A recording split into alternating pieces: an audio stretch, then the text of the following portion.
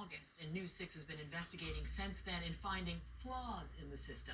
Investigator Lewis Bolden found what Florida lacks is a consistent place for people with felony convictions to check their eligibility. Lewis. Ginger, Amendment 4 was passed in 2018. Starting January of 2019, anyone with a felony conviction who has completed all terms of their sentence and were not convicted of murder or felony offense is eligible to vote. We found many people didn't know the specifics of the law, and many say the state doesn't make it easy to check eligibility. What did I do wrong? Voter fraud. What is voter fraud? Voting when you're not supposed to.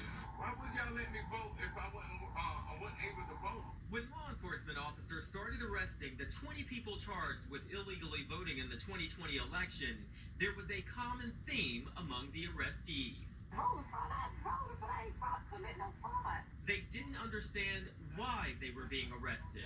Oh my God. News 6 has learned most, if not all of those arrested, thought their rights had been restored because they were allowed to register to vote. They sent me a voter registration card, Including Peter Washington. that would make me think that I was eligible to vote.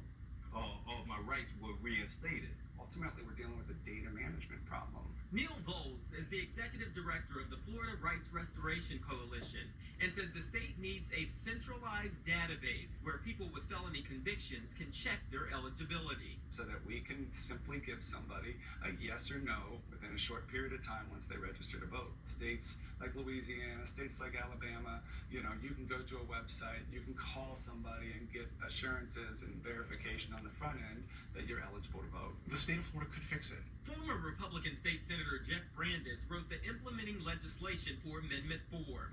Under Florida statute, all of the people arrested were ineligible to vote because they were convicted of murder or sexual offenses. The Secretary of State's office just needs to do its job and compile the list of people who are convicted of felonies, or of sexual offenses or murder, and let's start there.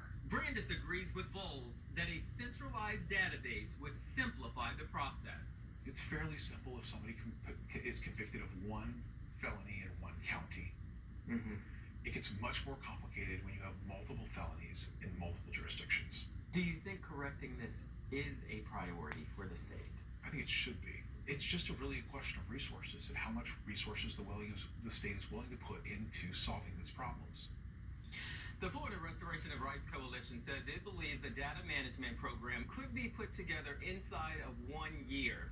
Brandes says if the Secretary of State's office needs the money to do it, they should be asking the legislature for it during the next session. Now, of the people arrested in Central Florida, Peter Washington's attorney has filed a motion to dismiss.